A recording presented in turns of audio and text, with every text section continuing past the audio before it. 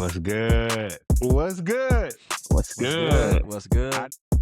Most of the time, what we do is, Wes is a spiritual director. We just come for his counsel. That's what we do most of the time. Stop We just it. come for the No. we just come for the counsel. Sit at the feet of Gamaliel. You understand?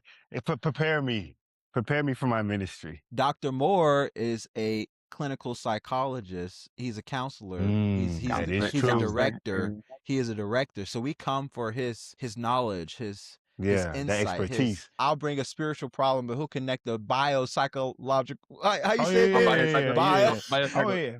Biopsychological, Come on. spiritual. Yeah, he's going to complete the biopsychosocial. He gonna and complete it. Analyze our genogram so that we could then process the new fundamentals of the Freudian theory of the psychosomatic exploration.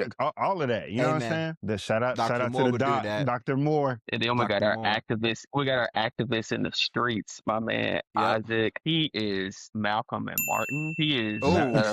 He navigates both of those because he's in the streets ready to fight, but he's gonna fight with his words and systems. He's up there advocating for folks.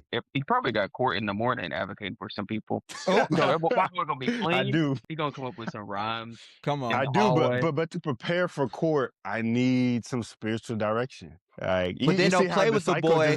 Yeah, don't play with the boy in the pulpit though, because Isaac will preach to you so hard, you will experience some transformation of the heart just by hearing the words. God is good. I'm so thankful. I first learned this at the feet of Dr. Dalen Moore, one of my favorite preachers, as I was in my undergraduate degree to pursue ministry.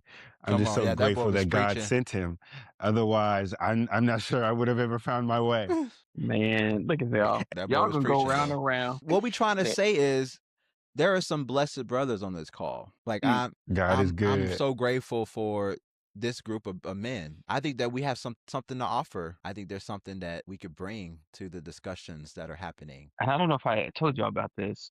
So we know when Botham Jean got killed by the police, there was this outcry, rightfully so, across the country and in different places.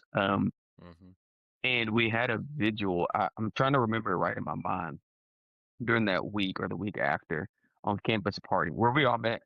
And I remember that being very emotional. And for me, in the midst of all of that, because I think Wes as well, and I know Isaac has done some stuff with one of the college ministries that he was a part of. I mean, it hit differently, like that experience. So we had this vigil. And all of the mess, I had a couple hugs. I mean, I remember weeping in the arms of a few Black people, embraced by them, and they were weeping as well. And for me, that image came up as y'all were talking, because I think, although I think that feeling in that scene of all of the foolishness, the inhumane treatment, the injustice, there is still good. And it's in the people that God has created in the midst of the tragedy and chaos. And even today, as we experience a lot of different things, for me, when I think about what's good, I can't help but think about that. Not just that image in my mind, but that feeling of it's going to be okay. I don't know how it's going to be okay, but it's going to be okay. I know that's a shift in a turn, but that's the thing that kind of came up to me as y'all were talking about that. I appreciate you bringing that up. I didn't realize you were there at that vigil. I didn't go. I was a graduate at that point, so I was in Millington doing my first youth ministry. So my white brothers and sisters, they don't know how to handle news like this, so they didn't know like this. The people at my church, they didn't know Botham like that. So, but they were already defending the officer. I'm like, well, what about my brother? You know what I mean? Yeah. Can we acknowledge that this was not a right thing, even if there was, something going on with her? Like, this was still not okay. And I'm grateful that you had that, because you were still a student at Harding, right, Dalen? Yeah, I want to say I can't remember what date that was, but I was still a student. Yeah, it was in 2018. I can see the connection a little bit, Dalen, because for a couple of reasons. One, like that situation hit close for me because I'm also from Dallas. The church he went to, I grew up going to youth events at. I know the preacher. I knew even though I was not close friends with both of them, I had met him and knew him, and I did know some very close friends of his. And so and then being from there, learning a little bit more about the situation, hearing people like justify who didn't know Yep. anything Exactly. versus getting the Exactly. news back home from people who are close to it and know what happened, it was a little surreal. Yeah. But one thing I hear Dalen touching on is the fact that like the way we cry together is different as Black people.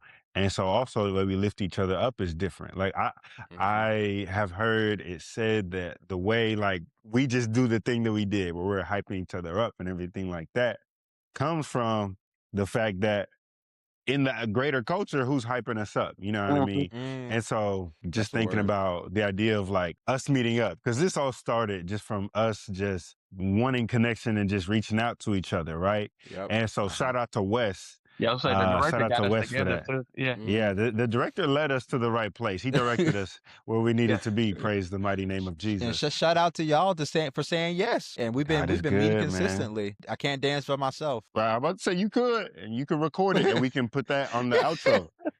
Yeah. Come on. Yeah, he trying to get off the subject. Okay, praise Well, God. what I'm trying to say is like what I hear Dalen saying too is we need each other. We do, because I don't know. I kind of went through my undergrad just kind of surviving, not realizing that hey, I didn't have to really be surviving if I was leaning on people more. You know what I mean? I was trying to do everything myself and trying to deal with it all myself. So I think one thing that I hope that these conversations can do is help us lean on each other and help us model that, and also maybe somebody listening might have somebody to lean on to too, even if it's just for 20 minutes. Who wants to Uh-oh. kind of share a little bit about how you talked to me about how this started a little bit, but I guess I don't know if this is our origin story of our experiences met at Harding, and then Yeah. coming out of that to our respective locations across the country in this process here. I don't want to go first. What if we all kind of weaved it in together somehow?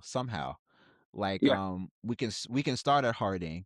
Like we all met at Harding. I was a little older. I think I graduated in 2018. Dalen, what year did you graduate? Yeah, it was 2019. 2019, and then you're 2020. 2020. Oh, so right Yeah. behind each other, right? So Mhm. Harding, for the people that watch So it, we're the Harding same is a age, but predominantly Dalen, you know, yep. Dr. Moore is just up Oh there. no. So, you know, he Yep. just knocked it out quicker. So Oh, that boy, you finished early. That's what it was. Well, no, I just have always been in the grade because I have a summer birthday, I and so my knew it. parents put me in the grade Nah, it's not the birthday. It's the above. brain. You Oh know, Come no. it's on, not the birthday, it's the come brain. on, come on. With the alliteration. But we Come met at on. Harding, and this is a predominantly white school for people that don't know. So the first thing I did when I got to Harding, when I was looking for a roommate, the first black guy I saw, y'all know Jules Edmerson, right? Jules? Yeah, yeah. Wait, He was the Jules was your first roommate? Jules, yes, bro. Jules was the first the first black man I saw. So I said, "Hey, you want to be my roommate?" And that was it. That's how I got my first roommate, bro, at Harding. Jules Edmerson. That is so funny, dude. So we were roommates. That's how we all met at Harding at this predominantly white Christian school, and you know, we had similar experiences. We all had Bible majors while we were there. I think some of it kind of mixes where like Dalen and I have some stuff in common that you don't, and then you and I have Yeah. some stuff, and then you and Dalen there's a little bit of Yeah. that mix too. Uh-huh. Like, for example, I think you would speak at events sometimes, but I remember seeing Dalen do stuff like all the time. And Yeah. eventually, once you know he got closer to graduating, praise God, I was, you know, they got to keep some of the Okay, ammunition. hey, Praise God. There's only Come on. Hey, listen, there's only so you were many of doing us. it. There's only So so we many of us. were the rotating. So whenever Dalen was tokens. sick, you know what I'm saying? We were the rotating tokens. Yeah. Uh-huh. Let's get one of these black boys up there to say a little something. Say a little Easter I might be speech. I might be saying too much. That's what they call him. Yep. I ain't heard Easter speech in a long time. I never heard snap. that Easter speech. Yeah. Say a Well, little Easter my wife speech. is grew up Baptist, and so that's what they did. They had Easter Uh, speeches. So you were Bible youth ministry? I was just Bible ministry. Okay. oh, I didn't realize Yep. Bible was your like main major. Yep, I it was thought Bible it and was like ministry. the ministry and leadership thing. Like, you know, they have that Nah. second major Yeah. pathway. Yeah, you're right. Okay, mine was, Yep. I actually started off as a nursing major my I freshman remember you wearing year. the scrubs, bro. You used to Bro, walk around no, the Bro, campus with bro. I scrubs wish you on, did not bro. remember that. bro, no, I don't Yeah, remember bro, I that. remember that. I need to Oh, find Yeah, this. my it's good you dude don't had some remember. scrubs on, bro. He used Bro, to I bet walk I around can with find scrubs. this. I used to walk around in scrubs, bro, when I first got Yep. there. And can I tell you the real reason? Mind you, I was a freshman nursing major. There So were you no weren't in real the nursing classes. I was not in the actual nursing school. I Bruh. was in the nursing program, right? Literally, the only reason I wore them is because they were the only pajamas that were considered professional. And so, like, if I went to class in comfy clothes, people would be like, "Oh, you know what I'm saying?" Especially because they were just Uh-huh. coming off some dress regulations in the previous years. Yeah. And I was like, but I wanted to be comfortable. And I could just chalk it up to, well, I'm a nursing major. So, Uh-huh. but it didn't That's matter smart though. at all. He wanted them women Yes, to but, see that he was pursuing a career that is, come over here. I'll take care of you. oh, I'll be a nursing brother, major. trust me. Listen, I, I I, got the money. I got I'll the send you money to art. take care of you. This what's is the funny is deposit. My outfit is the deposit. my outfit is the deposit is wild. Especially, I think those scrubs like found at Walmart for like $20 or less. Like, Wow. yeah, no, Oh, it was nothing crazy. Or maybe Amazon. Maybe I can go Mm. back to my Amazon in 2016, and Uh-huh. that's probably where I got it. bro. But yeah, I started off as a nursing major, and then I just felt the call of God like throughout that year, and then I really changed it in the summertime after that. I was on a mission trip with a group, and I did this communion talk, as we call them, for kids. It was for a youth camp, and adults were coming to me crying like, Mm. "Man, like, you have a gift, stop ignoring it." And mind you, Mm. that voice had already been in my head for months and months at that point. And so that night in the middle of the trip, I pull out my laptop and go to the Harding, the little portal, and I changed my Pipeline. major. Harding Yeah, pipeline. pipeline. There Okay. you go. I went into pipeline, changed my major that night, and Nice. I had not spoken to my mother or anything about it. And I changed Wow. my major to Bible and preaching, and that's what I graduated with. So a month later, Nice. or no, like a couple weeks later, when I got back home, I like tell my mom, and she was like, "Why didn't you tell me?" Da, da, da. And luckily, Yeah. she loves the Lord. So Bro, that's crazy. I was wait, an so education Bible and major. ministry. I Oh, started for off real? education. Yeah. Yep, I started off education for that first semester, and then I was Bible and family ministry. And then for a second, I was, I think, Bible and leadership for a second. And then I ended up with Bible and ministry. Mm. So, And then Daniel, were you in The ministry? Like, evolution. what was? yep. Did you like Yeah. switch like we did? Like Yeah. we didn't trust in the Lord at first. We had to get converted, but you were probably Yep. faithful from the jump. Listen, I Uh-huh. was back and forth, fighting it, still fighting it sometimes today. I'm trying not to fight it as Man, much, what? but I had started off as a kinesiology major because I wanted I to can see coach that. and teach, Mm-hmm. and and do some preaching on the side. But I think it was either at the end of my freshman year or right at the beginning of sophomore year, after doing some internship stuff, that I Mm-hmm. became a Bible and preaching major and then a psychology minor. And that's what I ended up graduating with right Got after you. the undergrad was that. And yeah, that was such an interesting experience because I had like my summer internships slash mission trips were very spread out. They kind of formed my mind to think I could do a lot of different things. So I, doing mission trip stuff and then like working for both Harding at summer camps and then also working for like a justice oriented organization in Little Rock that was connected to Harding. For me, though, one of the things for undergrad and also, so I'll connect this to kind of what Wes was saying. I didn't have to struggle like I did. Like I could have reached out more to Mm. like being in a predominantly white institution. There are some things that are good about it, but there are some other things that are isolating. I think we all identify Yes. in Right. different ways Yeah. with that. And I wish I would have known that sooner. And so there was a key moment for me in undergrad, and it's also happened in grad school, where I straight up asked the professor, I said, "Where are the black people at? Like, not just the black people in the class, but like study these books. Like, all these people are white, Oh, Mm. and this is not to oh, diss wee. the That's a white question people, right there. but I was just like, what else do I do I have? Because I want to go work with um people who look like me. Not that other people don't deserve care or ministry or treatment, but I was like, Uh-huh. this doesn't fit. So that kind of began a different journey for me Yeah. in those spaces. And then even working in those spaces, I know we all have worked in those spaces for a little bit of time as well, where Mm-hmm. we Right. are the only or one of the only. Yeah. And I think that's kind of how one of the ways that we reconnected after Right. after we all graduated, after the pandemic, um, Mm. when the director got us together, when he got us Uh-huh. right, Yeah. um, was that process there. So Mm. yeah, I don't know what that evolution has looked like for y'all after being in that institution. There are some things that are Mm-hmm. helpful, but then also some things Yeah. that maybe weren't as helpful that kind of has formed me, maybe formed us to where we are today. Yeah, that's a good way to put Yeah. it. There were some things that were helpful, but some gaps. We were able to notice that there was a lot of gaps, and so Mhm. you noticed it. You sound like you Mhm. noticed the gaps while you were a student. Like, hey, what's going on here? This is a moment that came up to my mind in church earlier today. I actually went to Dr. McCarthy Spruce's office. There was Ooh. somebody can fact check me. Whenever there was an incident in Charlottesville, where I think there was some white supremacists who did what white supremacists do, Right. Uh-huh. terrorize. And Yeah. Bruce had made a comment on Twitter about like condemning this, and so it was. I mean, it was Mm. nice, cool. Ah.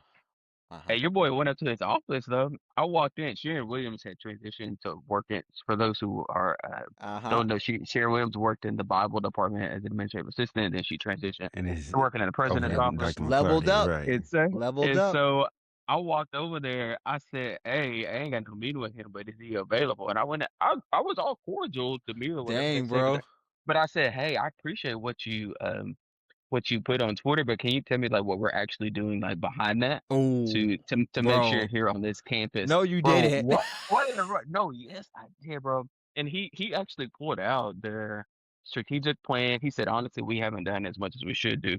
Bro, this man was talking DEI stuff before people started doing anti-DEI stuff. Because this Wow. was probably what 2017, 20. Again, Right. somebody can fact check me whenever that event happened. I mean, he showed me kind of their plan for hiring more diverse faculty who are qualified Wow. in that process and then other things on campus. But I mean, bro, to walk in That's as an what's up. undergrad student, no meeting, be like, bro, thank you for that Twitter post, but what you doing for Yeah. real was That's was what's up. very like that. But that's kind of my spirit. Sometimes I just get it in me and like, Yeah. I got to talk about it right now. You need to Yeah. tell me Right. if you're gonna be about business or not. And if not, that's Yeah. okay. Not really, but at least I know, and then I'm gonna go on about my life. Right. He knew who you were too. So I'm sure Yeah. yeah, yeah. You went around speaking and stuff. So he was like, yeah, I mean, he willing to have that conversation with you. Hmm. That is one interesting thing about college campuses, though. Like, there's almost nowhere else in life where, like, some 19 to 23-year-old can just walk up in somebody's office and, like, Yep. demand answers. I The need CEO answers now. office.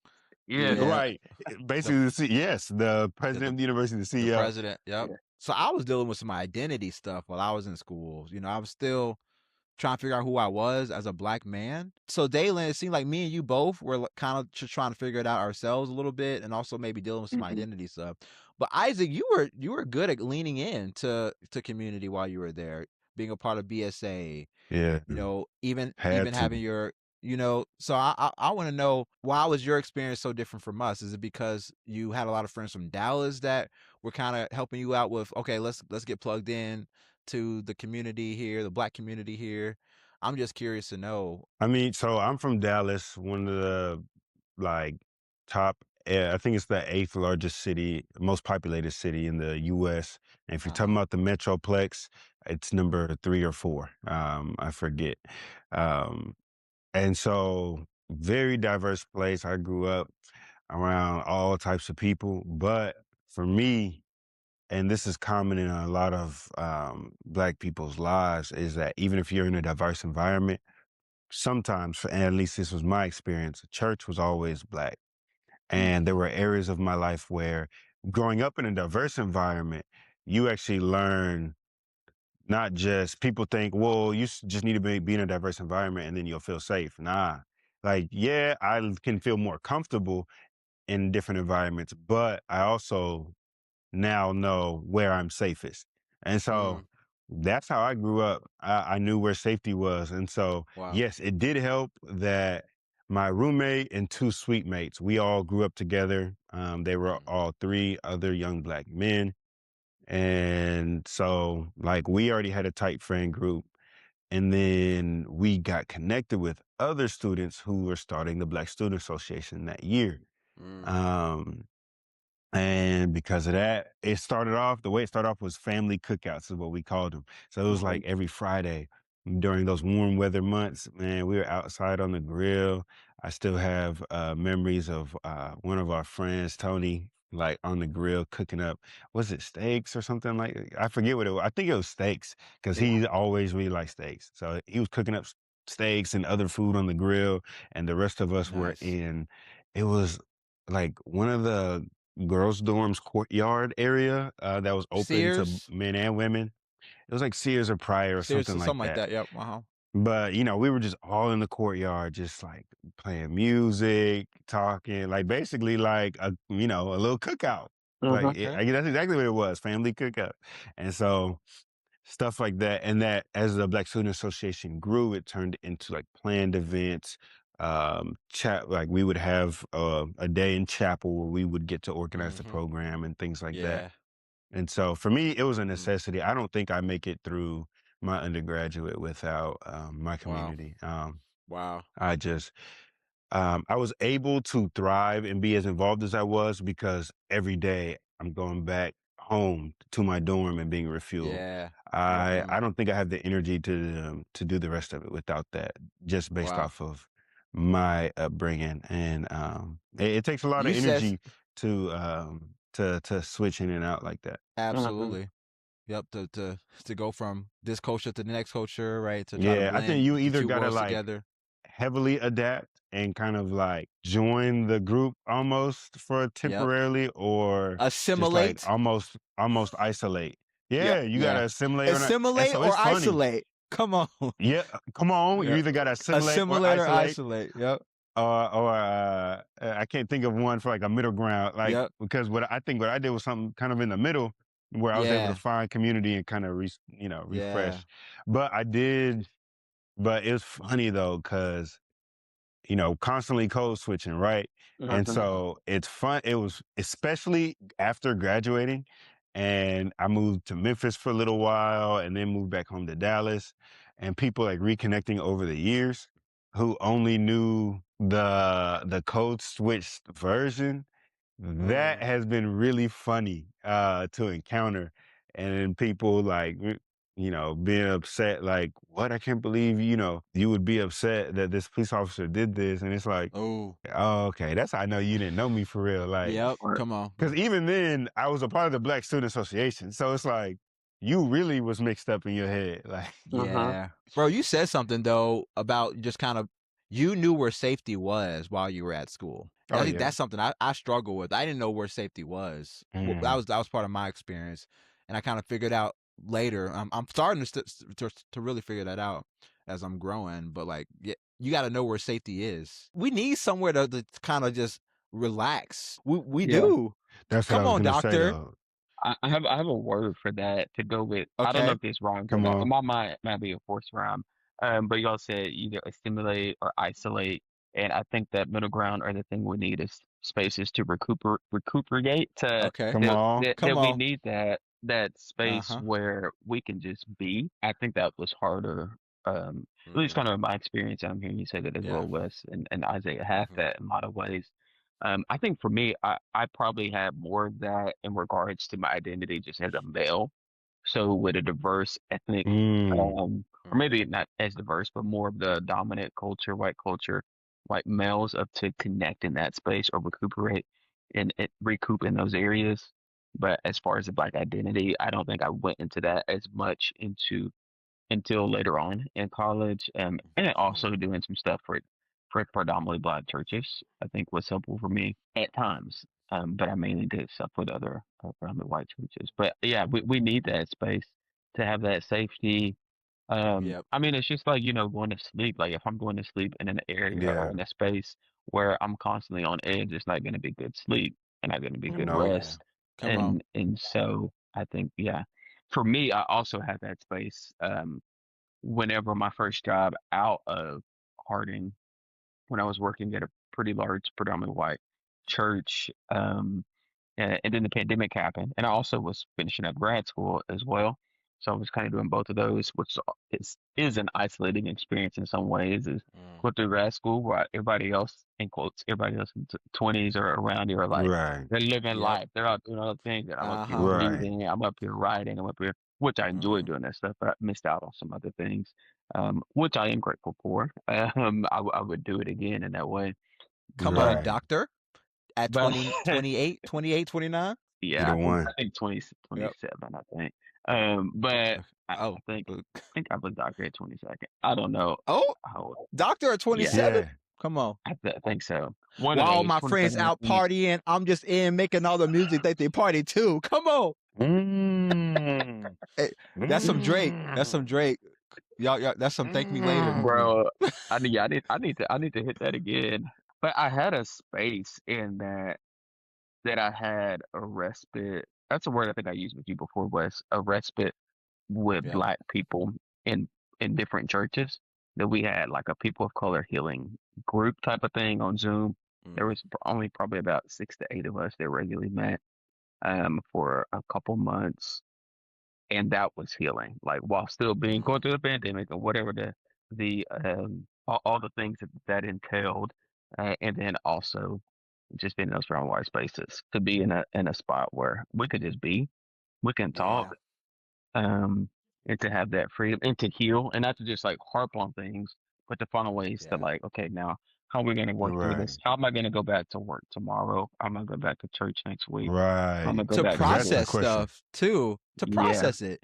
And to be able to together acknowledge that this wasn't right, whatever it is. And there's all types of things happening that are not right. We can acknowledge together that this was not right and try to figure out how we still live with all this happening.